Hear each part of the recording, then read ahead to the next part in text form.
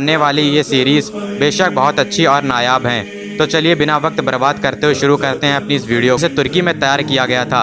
इस सीरीज़ में ताकतवर मुस्लिम हुक्मरानों को दिखाया गया है, बेहतरीन और बड़ी जंगों को दिखाया गया है। सल्जूक सल्तनत की तारीख को इसमें बखूबी बहुत अच्छे तरीके से पेश किया गया है और ना ही तारीख को बदल कर दिखाया गया है। सुल्तान मलिक शाह जो कि सल्जूक सल्तनत के ताकतवर सुल्तान थे, उनकी तारीख के साथ साथ इसमें सुल्तान अरसलान की तारीख को भी पेश किया गया है। इसके साथ ही इसमें मंजीकड़ की जंग को भी दिखाया गया है, जो सल्जूकियों ने बाज़ंतीनियों के खिलाफ लड़ी थी और उसमें उन्हें फतह नसीब हुई थी। वीएफएक्स का भी सीरीज में काफ़ी अच्छे से ख्याल रखा गया है और जब जंगों को इसमें दिखाया जाता है तो ऐसा महसूस होता है कि सच में ये जंग लड़ी जा रही है। इस समय एक इशारा मिलता है जिससे पता चलता है कि उस वक्त किस तरह जंगें लड़ी जाती थीं। और इस सीरीज़ में अगर सबसे अच्छा कैरेक्टर किसी का है तो वो सुल्तान अरसलान का है, जिन्होंने इस मंजीकड़ की जंग में फतह नसीब की थी और तुर्की के अनातोलिया इलाके पर अपनी हुकूमत कायम की थी।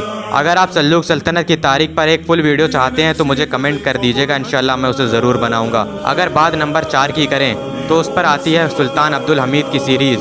इसे भी तुर्की में तैयार किया गया था। इस सीरीज़ की तारीख सुल्तान अब्दुल हमीद पर मुश्तमिल है। सुल्तान अब्दुल हमीद सल्तनत उस्मानिया के एक ताकतवर सुल्तान थे, जिन्होंने कभी भी यहूदियों से पैसे के बदले यरूशलेम की ज़मीन को नहीं बेचा। सुल्तान अब्दुल हमीद को कई बार यहूदियों ने पैसे देकर ज़मीन लेने की कोशिश की, लेकिन उन्होंने बार बार मना कर दिया। एक तरह से उन्हें खरीदने की कोशिश की गई, लेकिन यहूदी कामयाब ना हो सके। सुल्तान अब्दुल हमीद के रहते ये कभी भी कामयाब ना हो सके, क्योंकि हज़रत उमर ने जब यरूशलेम को फतह किया है तो जो मुआहिदा हुआ था हज़रत उमर और ईसाइयों के बीच वो ये था कि यहूदी आ सकता है, ज़ियारत कर सकता है, लेकिन यरूशलेम में आबाद नहीं हो सकता। इससे पहले की खिलाफतों ने भी इस फैसले को माना और उन्होंने ज़मीन को नहीं बेचा। और सुल्तान अब्दुल हमीद के वक्त फ्रांस में रसूलुल्लाह सल्लल्लाहु अलैहि वसल्लम पर एक शो बनाया जा रहा था, जिसमें रसूलुल्लाह सल्लल्लाहु अलैहि वसल्लम की बेरुमती हो रही थी। तो सुल्तान अब्दुल हमीद ने फ्रांस को वार्निंग देते हुए कहा था कि अगर उसने ये शो नहीं रोका तो वो फ्रांस पर हमला कर देंगे, और उन्होंने इस शो को नहीं चलने दिया।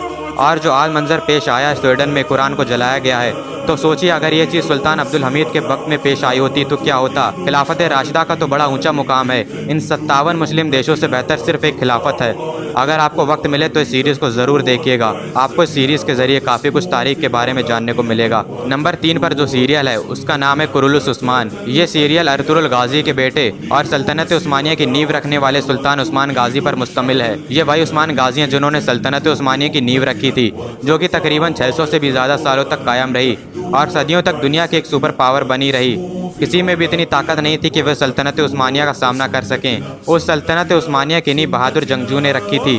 उस्मान गाजी के बाद उनके बेटे उरहान गाजी ने इसकी क़यादत संभाली और अपने बाप के नक्शे कदम पर चलते हुए उन्होंने सल्तनत उस्मानिया की सरहदों को और आगे तक बढ़ाया। इस सीरीज़ में आपको उस्मान गाजी की बहादुरी देखने को मिलेगी। सन 1299 में उस्मान गाजी ने तुर्क कबाइल को एक करके उस्मानिया सल्तनत की नींव रखी और इस पर उन्होंने सन 1323 तक अपनी हुकूमत कायम रखी। अनातोलिया के कुछ इलाके से इन्होंने अपनी सल्तनत की शुरुआत की और आगे चलकर इनकी सल्तनत ने एक वक्त पर 3 बर्रे आज़मों पर हुकूमत कायम की थी, एशिया, यूरोप और अफ्रीका। और तकरीबन सन 1323 में उस्मान गाजी की वफ़ात हो गई थी।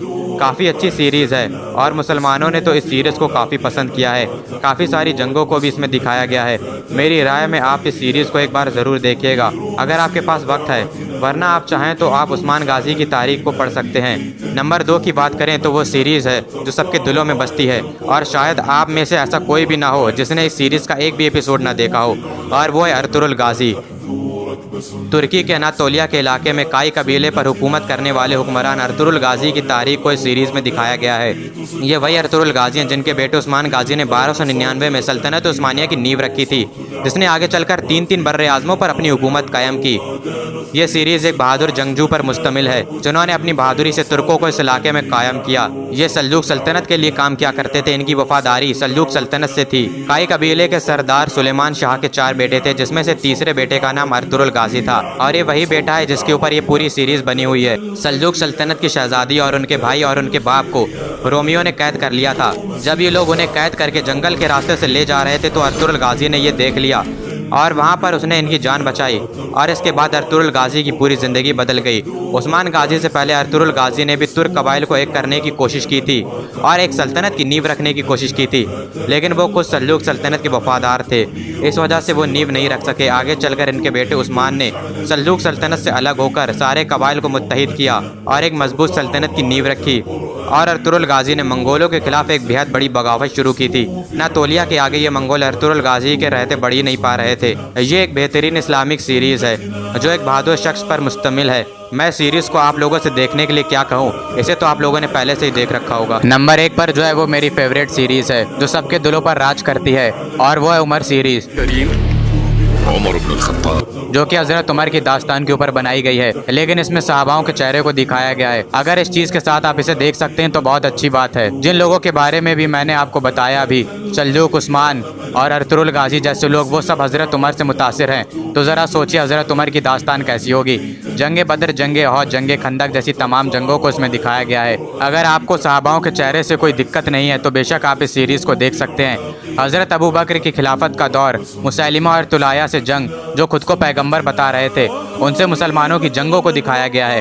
हज़रत खालिद बिन वलीद और हज़रत अबू उबैदा की बहादुरी को दिखाया गया है। हज़रत अबू बकर, उमर, उस्मान और हज़रत अली की दोस्ती को बहुत अच्छे ढंग से पेश किया गया है। हज़रत अली की जंग खंदक में बहादुरी को दिखाया गया है। यहाँ तक कि इसके बाद हज़रत उमर ने जब खिलाफत को संभाला है तो वो भी इसमें पेश किया गया है। यरमुक और कासिदिया जैसी जंगें दिखाई गई हैं। हज़रत उमर ने जब यरूशलेम को फतह किया है वो भी दिखाया गया है। कैसे मुसलमानों ने रोम और फारिस की सल्तनत को तबाह करके रख दिया, और मिस्र पर कैसे हज़रत अम्र बिन अलास ने हुकूमत कायम की। हज़रत उमर की अदालत, उनके इंसाफ, हर एक चीज़ को बेहद ही खूबसूरत ढंग से पेश किया गया है। बाकी और सारी सीरीज़ के मुकाबले ये काफ़ी छोटी है। इसमें महज 30 एपिसोड हैं जिन्हें आप चाहें तो एक महीने में भी देख सकते हैं, जिन्हें देखने के बाद आपका वक्त नहीं बर्बाद होगा बल्कि आपको खुद पर फ़ख्र महसूस होगा कि आप किस उम्मत से हैं। खैर, ये वो 5 सीरीज़ हैं जो इस्लामी तारीख पर मुश्तमिल हैं। सबको एक साथ देखना तो मुमकिन नहीं है, इसलिए मैं कहूँगा कि आप सबसे छोटी और शानदार सीरीज़ उमर सीरीज़ को देखना शुरू करें। और इसी के साथ हमारी ये वीडियो भी ख़त्म होती है। उम्मीद करता हूँ ये वीडियो आपको पसंद आई। उसी तरह की और वीडियोस देखने के लिए हमारे चैनल को सब्सक्राइब कर लें। जल्द मुलाकात होगी किसी नई वीडियो में। जब तक के लिए अल्लाह हाफ़िज़।